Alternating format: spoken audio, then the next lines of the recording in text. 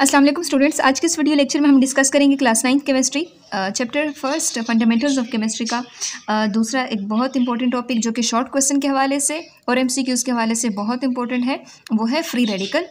Free radical क्या है, इसकी डेफिनेशन, इसकी रिप्रेजेंटेशन, इसकी एग्जांपल्स और इसकी फॉर्मेशन कैसे होती हैं, ये सारी चीज़ें आज हम डिस्कस करेंगे। तो सबसे पहले आते हैं फ्री रेडिकल। फ्री रेडिकल क्या होते हैं?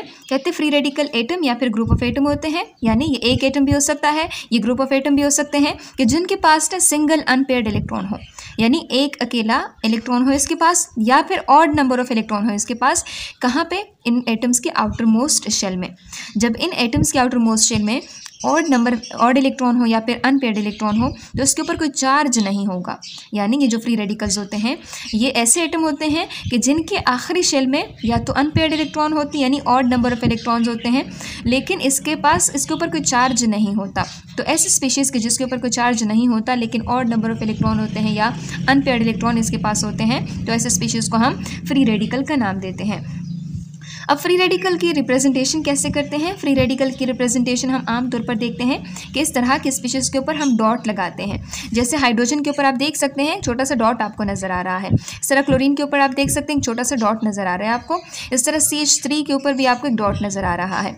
सो इस तरह के स्पीशीज़ को कि जिसके आखिरी शेल में एक अनपेयर्ड इलेक्ट्रॉन हो, तो ऐसे स्पीशीज़ को हम फ्री रेडिकल कहते हैं। इससे पहले आप लोगों ने अगर पिछली वीडियो नहीं देखी तो वो भी देख लीजिएगा। इससे पहले हमने डिस्कस किया था रेडिकल। देखिए यहाँ पे हमने रेडिकल डिस्कस किया था, यहाँ पे हमने फ्री रेडिकल डिस्कस किया था। अब रेडिकल और फ्री रेडिकल में क्या फ़र्क है वो भी हमने देखना है।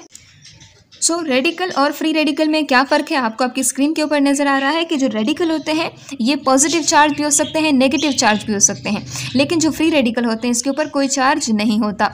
इसी तरह अगर आप देखें जो रेडिकल होते हैं ये भी अनपेयर्ड इलेक्ट्रॉन होते हैं और फ्री रेडिकल ये भी अनपेयर्ड इलेक्ट्रॉन होते हैं। जो रेडिकल होते हैं ये हेट्रोलिटिक फिशन के नतीजे में बनते हैं, लेकिन ये जो फ्री रेडिकल होते हैं ये होमोलिटिक फिशन के नतीजे में बनते हैं। ये रेडिकल भी रिएक्टिव होते हैं और फ्री रेडिकल भी रिएक्टिव होते हैं। तो ये आपसे पूछा जा सकता है कि जो रेडिकल है और फ्री रेडिकल इन दोनों के बीच में क्या फ़र्क है, तो आप यहाँ से बता सकते हैं। अब हम बात करते हैं आगे कि रिप्रेजेंटेशन की। हमने बात कर ली कि हम इस तरह के फ्री रेडिकल को हम किस चीज़ से रिप्रेजेंट करते हैं। इस तरह के स्पीशीज़ को हम डॉट से रिप्रेजेंट करते हैं। इन एटम्स के ऊपर हम डॉट लगाते हैं। अब ये डॉट हम क्यों लगाते हैं ये आगे मैं समझाऊंगी। जैसे यहाँ आप देख सकते हैं कि किसी एटम के पास, जब किसी एटम के आखिरी शेल में जब अनपेयर्ड इलेक्ट्रॉन हो या ऑड नंबर ऑफ इलेक्ट्रॉन हो, तो देखिए हम किस चीज़ की बात करते हैं, हाइड्रोजन की बात करते हैं। हाइड्रोजन के पास ना एक आखिरी शेल में एक इलेक्ट्रॉन है, तो ये क्या है? ये एक फ्री रेडिकल है। इस तरह अगर हम क्लोरीन की बात करते हैं तो क्लोरीन के आखिरी शेल में कितने इलेक्ट्रॉन्स हैं? ये देखें, क्लोरीन के आखिरी शेल में 7 इलेक्ट्रॉन है। और हमने ऑड नंबर की बात की थी। ऑड नंबर कौन कौन से होते हैं? 1, 3, 5, 7। तो ये क्या है? ये ऑड नंबर्स हैं। तो देखिए क्लोरीन के पास ये भी दोनों पेयर हो जाते हैं, ये भी दोनों पेयर हो जाते हैं, ये भी दोनों पेयर हो जाते हैं। ये जो होता है ये क्या रह जाता है? अनपेयर्ड रह जाता है। तो हमने पहले किस चीज़ की बात की कि या तो अनपेयर्ड हो या फिर ऑड नंबर ऑफ इलेक्ट्रॉन हो। ये भी देखें क्या है? अनपेयर्ड है। सो अनपेयर्ड इलेक्ट्रॉन जो होते हैं उसको हम फिर डॉट के जरिए रिप्रेजेंट करते हैं, लेकिन इसके ऊपर हम कोई चार्ज जो है वो शो नहीं करते। अब हम बात करते हैं होमोलिटिक फिशन और हेट्रोलिटिक फिशन। होमोलिटिक फिशन किसको कहते हैं, हेट्रोलिटिक फिशन किसको कहते हैं, वो भी हम देखेंगे। केमिस्ट्री में ना हम मुख्तलिफ तरह के बॉन्ड्स की फॉर्मेशन करते हैं। जैसे आप देख सकते हैं हम जनरली दो एटम ले लेते हैं कि एक एटम ए है, दूसरा भी एक एटम है। अब इन दोनों के बीच में ना ये दोनों एक दूसरे के साथ इलेक्ट्रॉन पेयर शेयर कर लेते हैं। ये देखिए दोनों ने एक इलेक्ट्रॉन इसने शेयर किया और एक इलेक्ट्रॉन इसने शेयर किया है, और इन दोनों के बीच में कुव्वत डेवलप हो जाती है, फोर्स डेवलप हो जाती है, जिसको हम बॉन्ड का नाम देते हैं। और इस केस में हम इसको नाम देते हैं कोवेलेंट बॉन्ड। ठीक है। अब जब कोवेलेंट बॉन्ड जब ये टूटेगा, ठीक है, जब ये स्प्लिट करेगा, तो यहाँ से चूँकि यहाँ 2 इलेक्ट्रॉन मौजूद थे, एक इलेक्ट्रॉन यहाँ चला जाएगा और एक इलेक्ट्रॉन जो है वो यहाँ चला जाएगा। अब आप देख सकते हैं कि यहाँ पे जो मौजूद इलेक्ट्रॉन थे वो इक्वली इनमें डिस्ट्रीब्यूशन हो गई है। जितने इलेक्ट्रॉन एक की तरफ गए हैं उतने इलेक्ट्रॉन दूसरे की तरफ भी गए हैं। तो यहाँ पर जो स्प्लिटिंग होगी, यहाँ की जो बॉन्ड ब्रेकिंग होगी, इसको हम नाम देंगे होमोलिटिक क्लीवेज या होमोलिटिक ब्रेकेज ऑफ बॉन्ड। ठीक है। तो होमोलिटिक का क्या मतलब है? होमो का मतलब होता है सेम, लिटिक का मतलब होता है लाइसिस।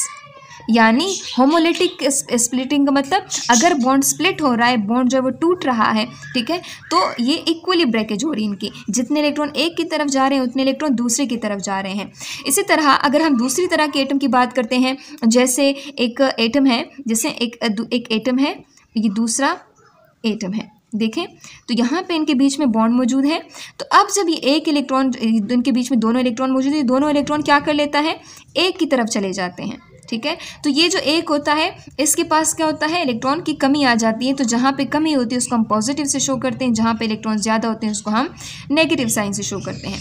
तो यहाँ पे देखें, यहाँ पे जो बॉन्ड की ब्रेकिंग हुई है इसको हम क्या नाम देते हैं, हेट्रोलिटिक। हेट्रोलिटिक ब्रेकेज हम इसको कहते हैं। यानी हेट्रो का मतलब डिफरेंट, लिटिक का मतलब लाइसिस, स्प्लिटिंग, टूटना। तो यहाँ पे जो बॉन्ड टूटा है इसको हम हेट्रोलिटिक ब्रेकेज कहते हैं, यहाँ पे इसको हम होमोलिटिक ब्रेकेज कहते हैं।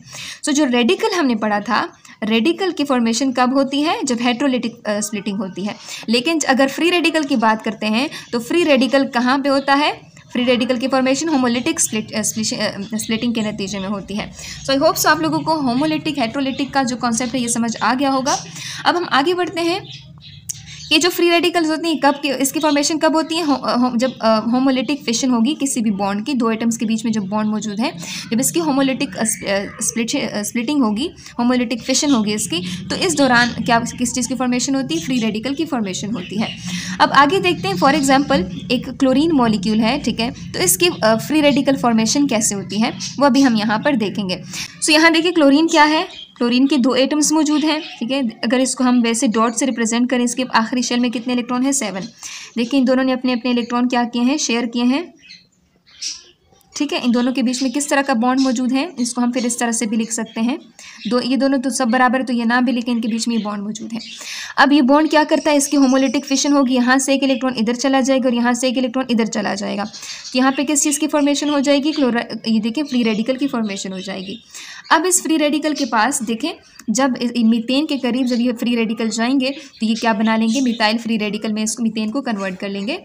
जैसे यहाँ पे आप देखें सी, इसको हम इस तरह से ओपन करके लिख सकते हैं, ये देखें।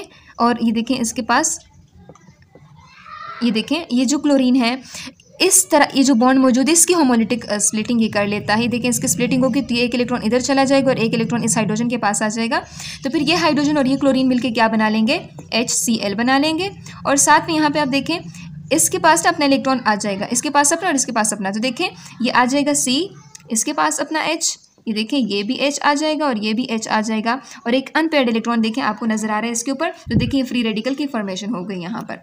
अब क्या होगा कि जब ये मिथाइल फ्री रेडिकल क्या करेगा, ये आगे आएगा मिथाइल फ्री रेडिकल, ये देखिए ये मिथाइल फ्री रेडिकल है, ये क्या करेगा, ये Cl के पास, ये देखें ये Cl के पास इस बॉन्ड की ब्रेकिंग करेगा, ये एक इलेक्ट्रॉन इधर आ जाएगा और एक इलेक्ट्रॉन इधर आ जाएगा। तो देखें ये जो Cl है ये आगे जाके इधर अटैच हो जाएगा और देखें इस तरह के कंपाउंड की फॉर्मेशन कर लेगा, ये देखें इस तरह की फॉर्मेशन कर लेगा। और साथ में देखिए यहाँ पर Cl डॉट बन जाएगा। फिर ये अगेन रेडी होगा दूसरा रिएक्शन स्टार्ट करने के लिए।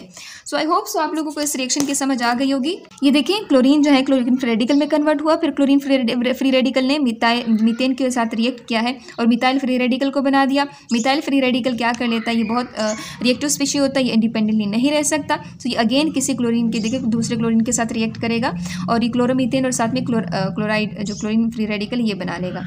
अब ये फ्री रेडिकल अगेन रेडी है आगे नेक्स्ट रिएक्शन के लिए। तो हमने क्या देखा, फ्री रेडिकल ये एटम या ग्रुप ऑफ एटम हो सकते हैं। देखिए यहाँ पे ये सिंगल एटम फ्री रेडिकल है, लेकिन यहाँ पे देखिए ये group of atom free radical है। तो इसके ऊपर देखिए आपको कोई चार्ज भी नज़र नहीं आ रहा। इसके आउटर मोस्ट शेल में देखिए अनपेयर्ड इलेक्ट्रॉन भी आपको नजर आ रहे हैं, इसको हम डॉट से भी रिप्रेजेंट कर रहे हैं। तो ये इसकी फॉर्मेशन भी हो गई, इसकी एग्जाम्पल्स, इसकी जो रिप्रेजेंटेशन, ये सारी चीज़ें हमने डिस्कस कर ली। आई होप सो आप लोगों को फ्री रेडिकल का कॉन्सेप्ट बहुत अच्छे से समझ आया होगा।